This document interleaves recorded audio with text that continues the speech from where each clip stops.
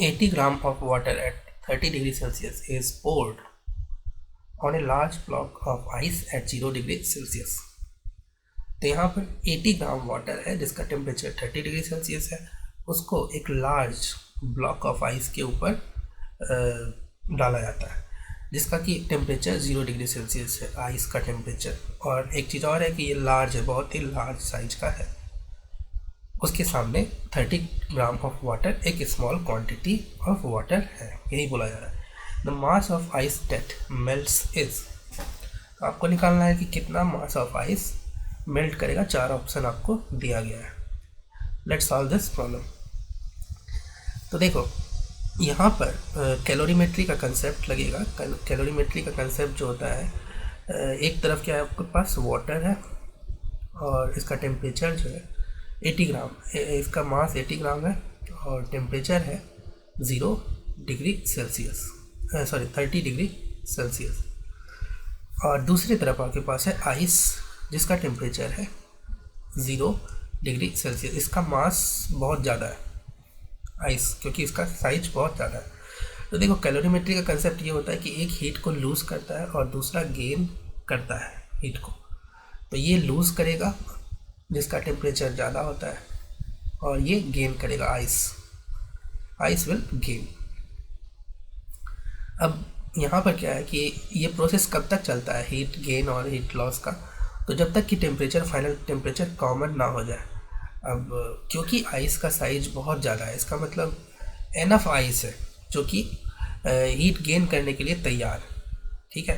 तो heat gain करता जाएगा, इसका टेम्परेचर कम होता जाएगा और तब तक नहीं जब तक कि इसका टेम्परेचर कितना फाइनल पहुंच जाएगा 0 डिग्री सेल्सियस बराबर।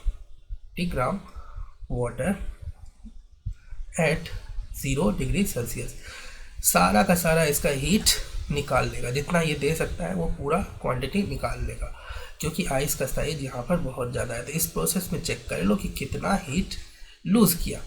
टेम्परेचर चेंज कितना हो गया 30 to 0 डिग्री सेल्सियस।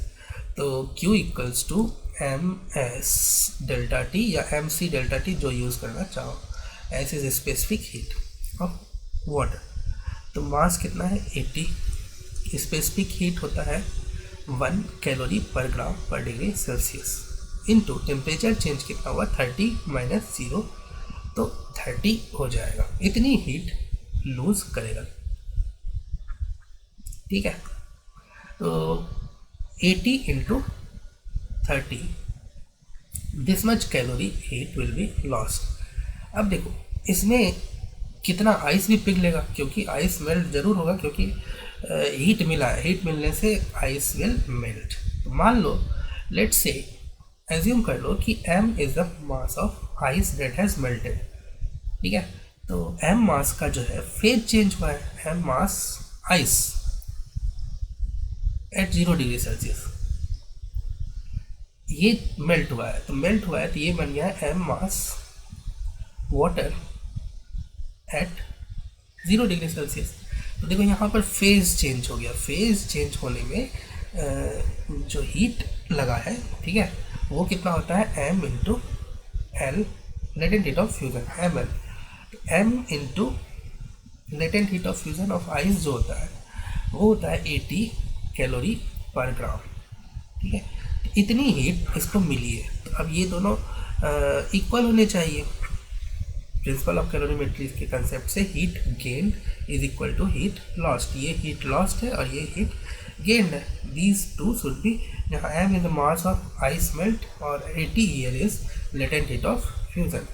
तो m × 80 कर लो और यहाँ से आपको मिल जाएगा m equals to 30 gram. So first option will be the correct option.